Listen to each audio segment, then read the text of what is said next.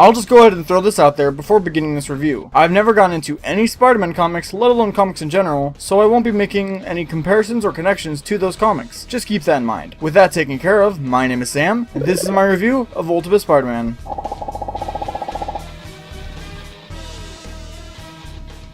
In this game, Spider-Man is already a thing. Peter Parker is used to being a superhero by the time he is reunited with his childhood friend Eddie Brock. You see, Eddie and Peter's fathers, both scientists, worked together for Trask Industries. They were trying to find a way to cure cancer in the form of their Venom suit, which could heal his wearer. Unfortunately, they died in a plane crash before its completion. Fast forward a few years, Spider-Man breaks into the vault containing the Venom suit and covers himself with a portion of it, creating his black suit. It enhances his normal superhuman abilities, but the suit tries to consume him, leaving him drained by the experience. Eddie later finds out what Peter did and takes the rest of the Venom suit for himself, adopting the suit's name as his own. They confront each other on their high school's football field on a rainy night before taking the fight to the middle of a street where Venom is believed to be killed by a downed power line. 3 months later, Peter Parker has returned to his normal life and has forgotten about Venom. This is where the game picks up, following your friendly neighborhood man-spider as he faces off against different villains as per usual. Also, spoiler, Venom isn't actually dead. You learn that early on and actually get to play as Venom for half the game. As cool as that is, I have a problem with it. Even though the game is focused around Spidey, the majority of the plot progresses during Venom sections. This makes no sense. The game isn't called Ultimate Venom. Due to this, as well as the swapping back and forth between the two characters, the game feels somewhat disjointed. It feels like the conclusion to the story comes out of nowhere, making it feel shallow and unsatisfying. Now, while the story may not be this game's strong point, it definitely makes up for it with its presentation and gameplay.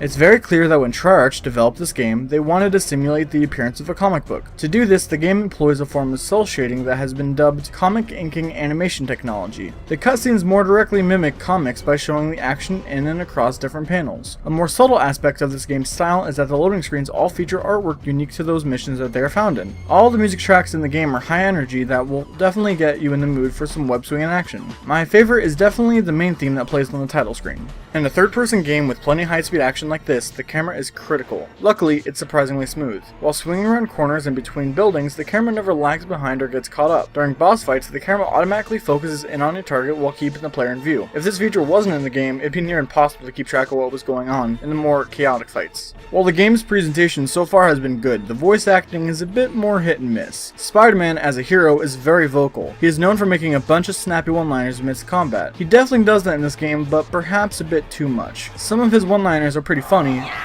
the wrist bone's connected to the base bone.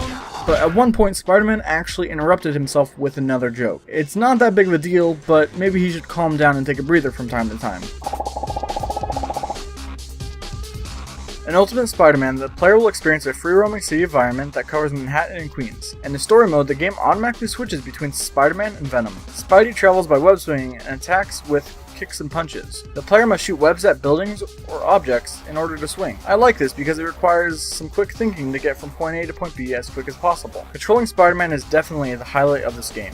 Venom travels by using his tentacles to pull himself and by performing massive jumps that have a very Hulk-type feel to them. Venom attacks with his claws and tentacles. He can throw cars at targets as well as consume people to regenerate health during combat. The majority of the Where Spider's missions take place at night, where he faces off against soldiers, Humvees, and choppers. In between missions, you will control Spider-Man with the whole city open to you. You have the option to explore the city and gather collectibles such as secret tokens, landmark tokens, or comic book covers. Collecting these can unlock extra Spider-Man costumes. Scattered throughout the city are trick races that require a good deal of effort if you want to get gold or even harder, ultimate medals. These races are definitely another highlight of the game for me. There are also races for Venom, since you gain the ability to switch heroes at any time after the main story is finished. These are more platforming based and incorporate some combat as well. Along with collecting things or racing, Spider-Man can choose to do something called combat tours. These require you to take down groups of enemies that are scattered around the city. The last thing you can do while free roaming is respond to random events. These events vary, consisting of taking out criminals, carrying injured civilians to the hospital, or saving a civilian dangling off the edge of a building.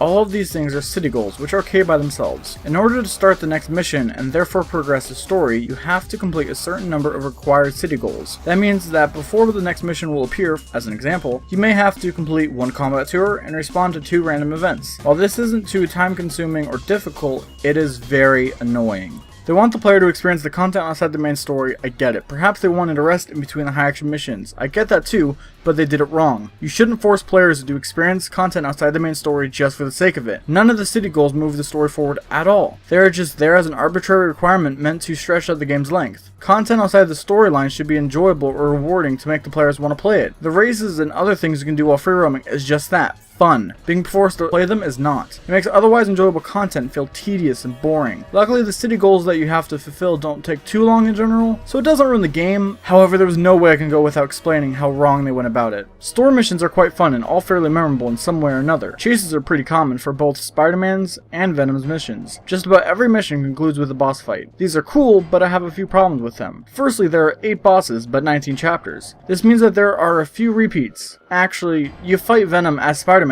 4 different times. That's not too big of a deal, but it feels somewhat lazy. Oh, and all the bosses are invulnerable against Spider-Man's web attacks. Just let that sink in for a moment. Bosses aren't affected by web attacks in a Spider-Man game. Without webs, Spider-Man is left having to repeatedly punch and kick bosses to take him down. This makes the boss fights feel slow and tedious, since you have no proper combos at your disposal. This doesn't ruin any of the fights, but they definitely could have been executed better.